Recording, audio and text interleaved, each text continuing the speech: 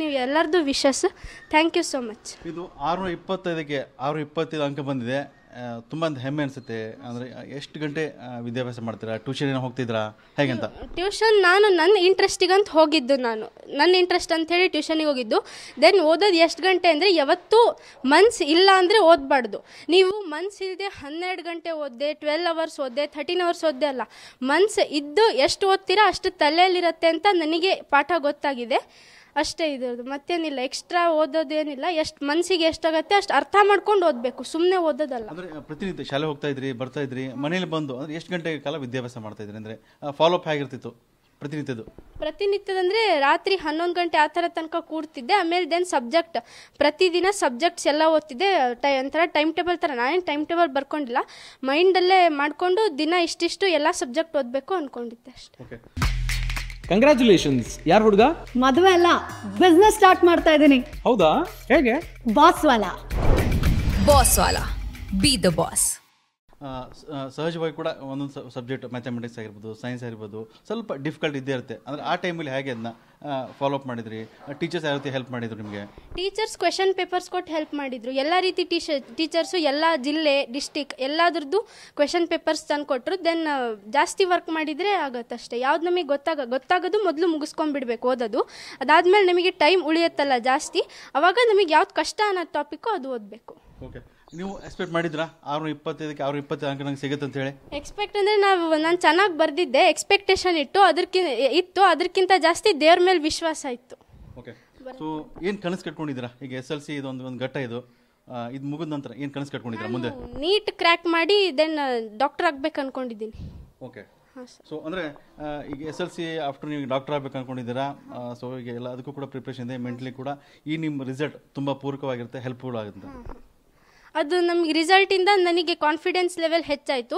ಆವಾಗ ನನಗೆ ಇನ್ನೂ ಜಾಸ್ತಿ ಓದಬೇಕು, ಇಷ್ಟು ಓದಿದ್ರೇ ಹಿಂಗಾಯಿತು, ಇನ್ನೂ ಜಾಸ್ತಿ ಓದಿದರೆ ನನ್ನ ಲೈಫ್ ಇನ್ನೂ ಚೆನ್ನಾಗಾಗತ್ತೆ, ಅಪ್ಪ ಅಮ್ಮಂದು ಮತ್ತು ಫ್ಯಾಮಿಲಿದು ಗೌರವನ ಎತ್ತಿಡಿಬೋದು, ದೆನ್ ನನ್ನ ಸ್ಕೂಲಿಗೂ ಕೊಡ್ಬೋದು ಗೌರವ ಅಂಥೇಳಿ.